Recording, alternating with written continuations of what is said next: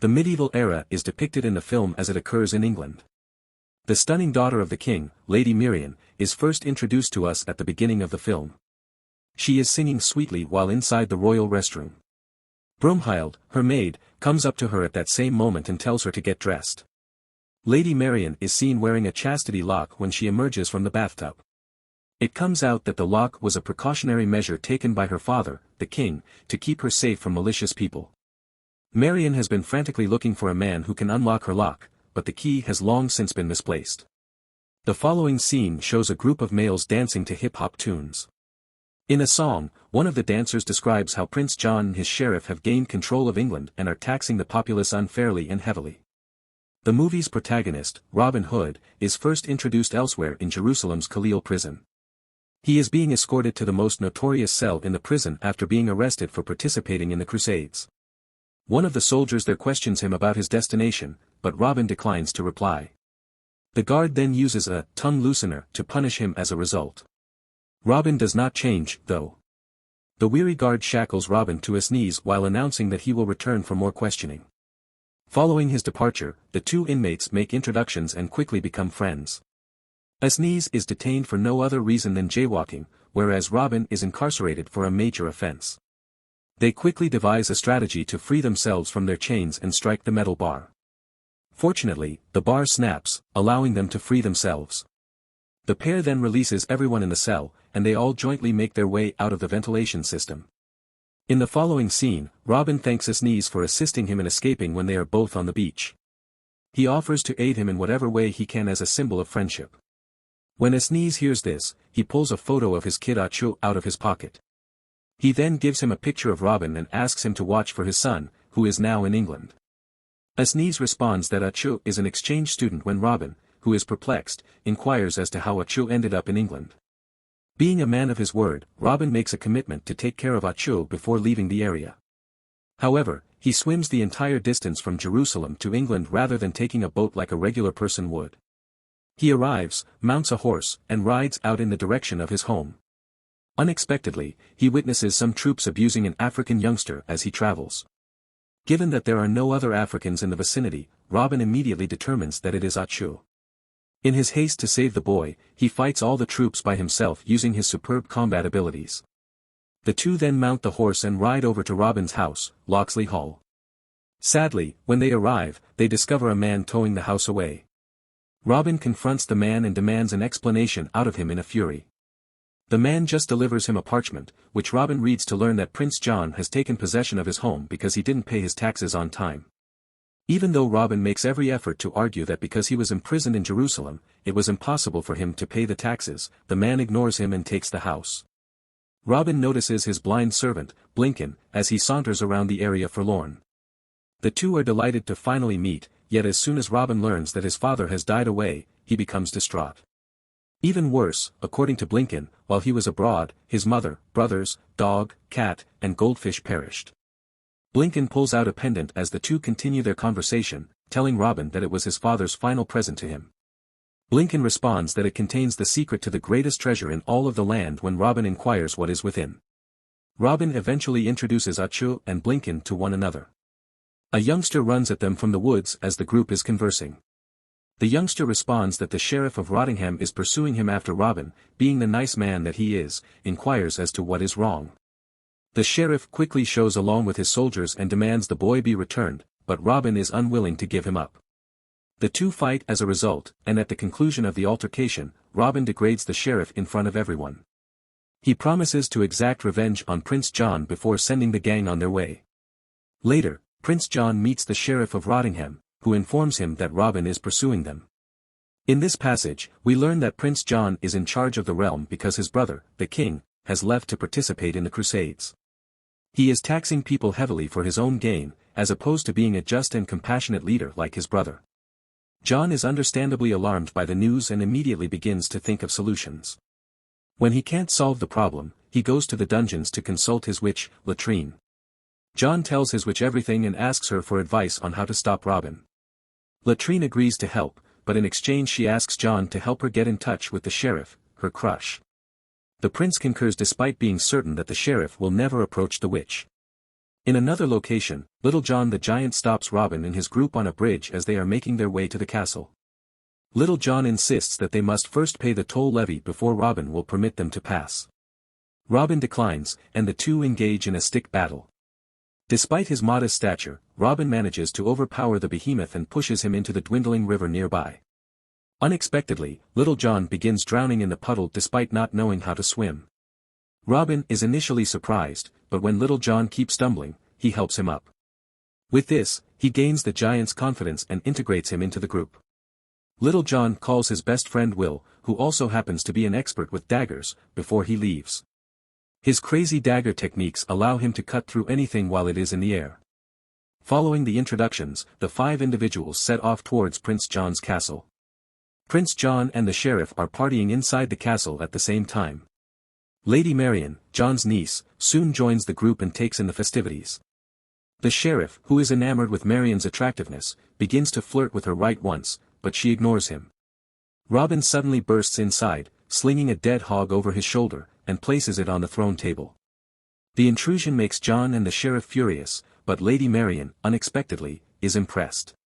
Then Robin gives Marian a kiss on the hand and introduces himself. The sheriff is incensed by this and challenges Robin to a duel. The prince must summon his guards after Robin and the sheriff predictably sweep the board. Despite fighting bravely for a while, Robin is eventually outnumbered. At the moment when all hope appears lost, Robin's gang bursts through the entrance and begins fighting the security personnel. They quickly defeat all the evil men, wowing everyone, including Lady Marian, in the process. Before departing, Robin threatens Prince John to lower taxes or else he will have him removed from office again. The next scene finds Little John rallying some men to the cause, but Robin's dry speech falls flat with them. Instead, he induces slumber in them. Observing this, Acho stands up, dons his glasses, and gives a speech that, despite being only 3 sentences long, is motivational. The audience becomes enraged and decides to join Robin in his fight against the oppressive ruler of England. The men begin training the following morning after dressing like Robin Hoods. The men are so inept that they cannot even defeat some dummies, but Robin and Will are in charge of the training. The sheriff hires Don Giovanni, a member of the Italian mafia, to kill Robin in the castle in the meantime. Giovanni is traveling with 2 of his friends, Filthy Luca, a multiple gold medalist in archery, and Dirty Ezio, a mute assassin. After some discussion, the 2 decide that they will entice Robin by holding an archery contest in the palace, in which Dirty Luca will triumph. Dirty Ezio will covertly assassinate Robin when the audience turns on him and brands him a loser. Everyone is enthusiastic about the concept, and even unclean Ezio, who is mute, begins to giggle. Unexpectedly, Lady Marian can hear the entire exchange from her balcony. She wakes up Broomhild, her maid, right away out of worry and informs her of the circumstance. After some deliberation, the 2 decide to sneak out of the castle and alert Robin to the danger. When it's Broomhild's turn, her horse just pulls away, leading her to fall on the ground. Marian calls her horse, climbs onto it, and lands securely. They eventually arrive at Robin's camp, where Marian discloses the sheriff's terrible scheme to them. When Marian says that the palace will host an archery competition, Robin starts to doubt his initial commitment to staying out of danger. If there is an archery competition at a festival, he must go even if it puts his life in jeopardy. After that, Robin performs for his soldiers by beginning to sing operatically behind a curtain. The boys on the opposite side of the curtain believe he has taken something else out when he pulls out his sword. He takes Marian to a quiet location after the concert to tell her how he feels. But when they begin to make love, he notices that she is restrained by a chastity belt. Marian continues by saying that her excessively protective father put the device on her in order to prevent her from having any fun before getting married. When Robin overhears this, he tries to kiss her, but Broomhild prevents them by saying that it is growing late. The 2 then mount their horses and ride off, but not before promising to run into Robin again. The annual archery competition is about to start when the next scenario takes place at the palace. Many expert archers have traveled from all across the country in an effort to claim the grand prize. Naturally, Robin's men are also present, but they are camouflaged as females. Robin, on the other hand, has dressed like an elderly man. The competition starts soon, and just 2 men are successful in hitting the bullseye. The 2 men are none other than Robin and Filthy Luca. The sheriff recognizes him right away as being Robin in disguise. While hiding in a nearby tower, Dirty Ezio is waiting to shoot at Robin. Filthy Luca and Robin are instructed to rematch since their first encounter resulted in a stalemate. Robin takes the first shot and succeeds once more. Then, much to Marion's pleasure, he takes off his mask and shows himself to be Robin. When Filthy Luca finally gets the chance, he takes aim well and hits a double bullseye by piercing through Robin's arrow. As a result, the crowd becomes animated and starts to applaud for Filthy Luca. They taunt Robin and call him a loser at the same time. Since Robin is never supposed to lose an archery competition, he is shocked. So, he pulls out the movie screenplay to make sure everything is in order. Fortunately, he discovers that he still has one shot. Additionally, Prince John and the sheriff confirm the storyline and verify their scripts.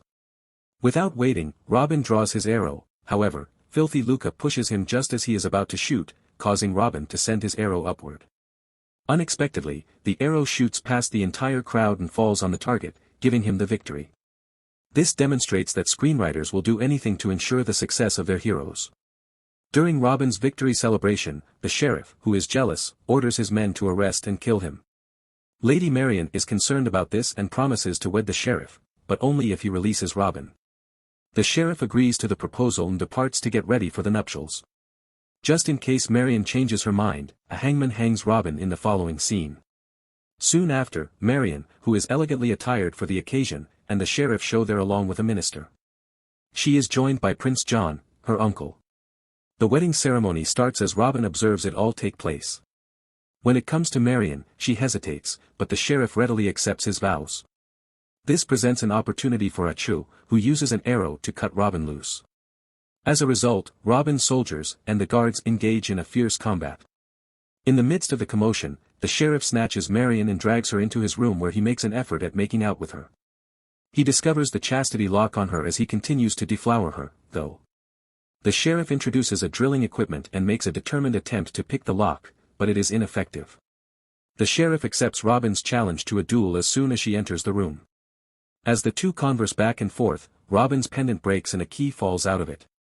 The key unexpectedly finds its way onto the lock and fits perfectly, suggesting that Marion's virginity is the most valuable asset in the realm. After a brief period of distraction, the boys quickly get back to fighting. Following a protracted struggle, Robin unintentionally stabs the sheriff with his sword. Latrine approaches the injured sheriff as he lies on the ground and says that she has a medicine that can keep him from dying. She would only give it to him, though, if he agrees to wed her. The sheriff complies out of desperation, and after being saved, he is taken away by Latrine. In the film's last scene, Robin and Marion exchange vows in front of everyone. The king arrives from his crusade at that precise moment and accuses his brother for being nasty and evil. At the same moment that he commands his troops to imprison John, he also honors Robin for his bravery and courage. The king also removes all of the unjust taxes levied against the populace and gives Robin his house back. Robin and Miriam then share their first kiss. In the post-credit sequence, Robin discovers that the lock won't open even with the key when he tries to deflower Miriam. As Robin requests a locksmith, the movie comes to a close. Fun fact, throughout the entire film, Prince John's mole on his face relocates multiple times.